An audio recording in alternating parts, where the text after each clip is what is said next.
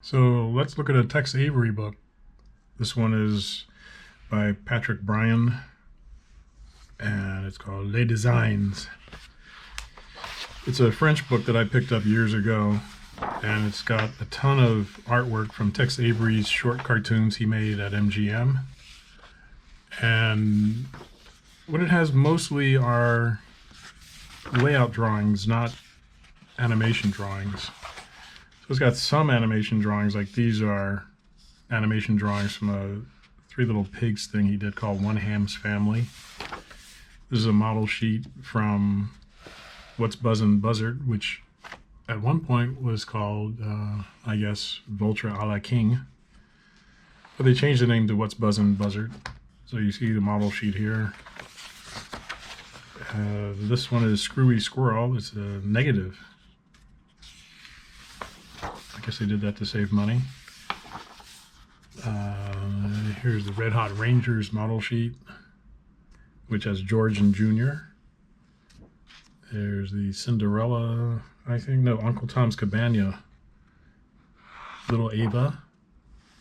And this is that low-down snake, Simon Legree and Uncle Tom.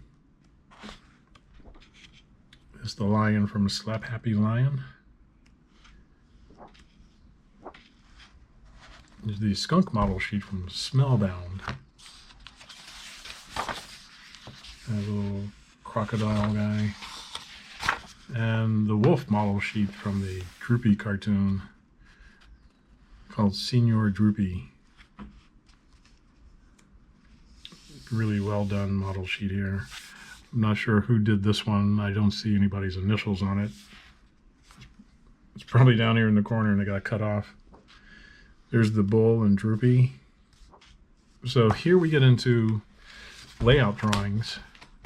And what you notice are they're done in pencil and they're rendered in pencil with shading. And then they draw the character in red for the animator. This drawing would then go to background paint and have a background artist paint the background. And then it would also go to the animator, so the animator could use these red drawings as a guide for where the action is happening, what characters are in the shot, what the size relationship is between the characters and each other. Here's another one that's Little Rural Riding Hood. And you see this rendered background in pencil. And then you see in red the wolf, both wolves, the country wolf and the city wolf. And so by rendering it in pencil, you get an idea for where the lighting is going to be, shading, values. This is inside the rural house, the country house. And you see in red, you see Little Rural Riding Hood. You see her size compared to the background, compared to the wolf. These are important to the animator. They're important to the background paint. These drawings are what's in between these guys to get the picture done. Here's a model sheet for the Fox Hunt picture called Outfoxed. Again, it's in negative, probably to save money. And these are animation drawings of that fox. This is Ventriloquist Cat. Notice how well rendered the background is. We see in red the bulldog, Spike. We see in red the ventriloquist cat over here. And this sets up where the characters move, how far they move. Here's a note to the background painter. Johnny, extend by 1 inch. So he's going to keep painting over here another inch of background paint because the layout guy cut it off here, but probably Tex thinks they need more.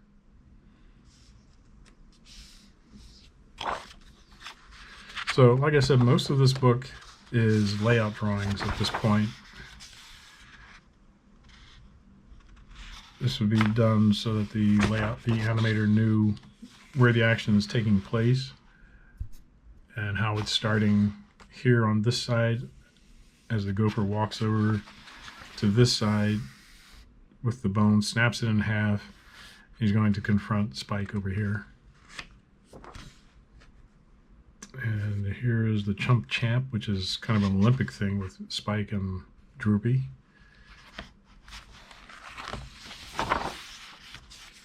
So it's really interesting to see what layout drawings are for, what they do, how they operate, and usually they were done with this rendering so that the background paint had a place to start,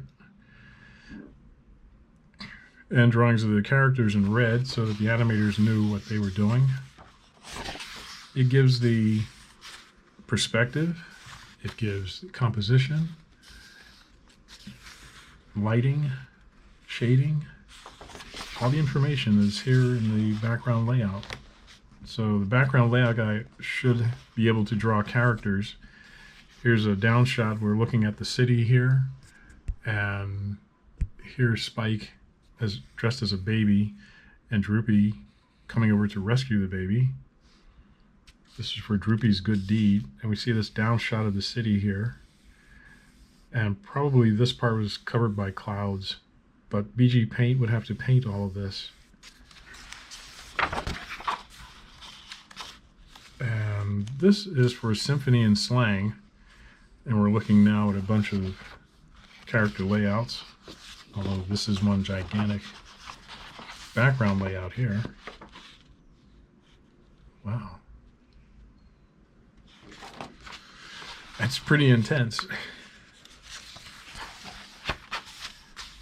More character layout. You see his girlfriend. The joke here is that she's chain smoking, so the chain has a bit of ash on the end of it while she's exhaling. This is the Car of Tomorrow cartoon. So here the layout guy is indicating that the characters will be painted on the background, I guess, or inked on the background. The only thing animating is the red, which is his arm and this water hose. So that's all that needs to animate in this. The water is going into the car. The red indicates water in the car, and the two fish drawn in red are going to be swimming back and forth. Here's one for Rockabye Bear that is inside the dog catcher's office. And we see the dog catcher here in red on the phone. You probably can't see, but there's a bunch of dogs drawn in red here inside the cell. And information down here about what's going on in the shot. Scene 2, production number, notes to the background paint.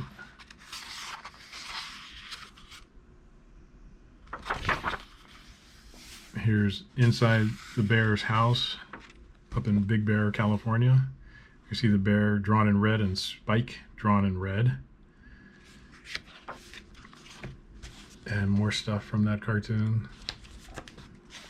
There's a note to BG Paint. Johnny, the window is open. So he knows that that looks different brightness than through the window, which will have a slightly less brightness of color.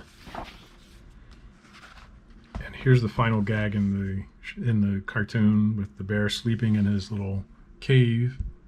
In his house, he has a cave. That's where he hibernates. All this in red is going to animate.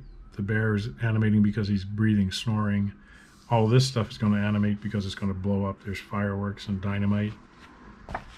And here we see the little mischievous dog has Spike trapped in the glue, and he's just lit the fuse here. Here's one with the dog catcher, 3 little pups. This is the dog catcher that speaks like Huckleberry Hound. Again, everything in red is going to animate.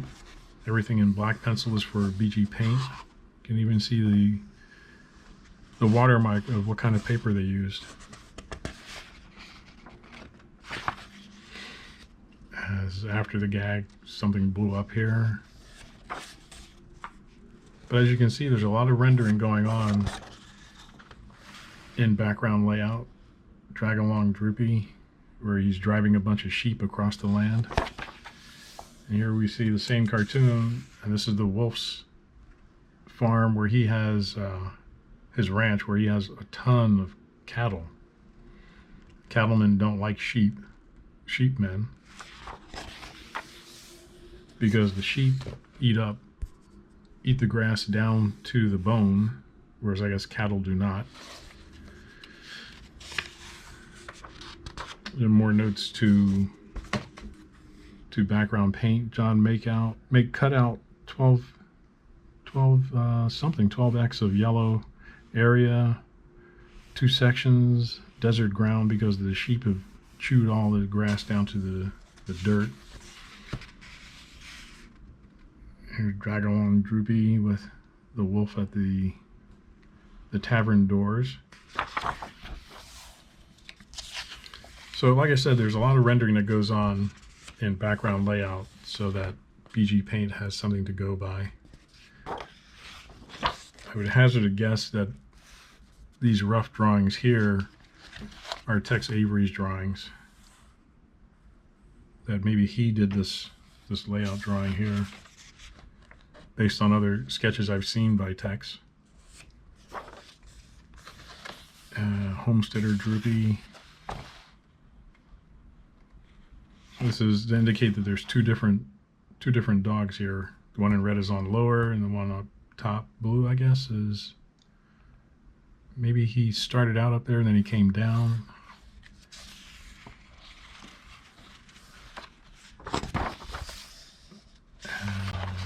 We have a very shy cow, a pig under the sink who's the garbage disposal,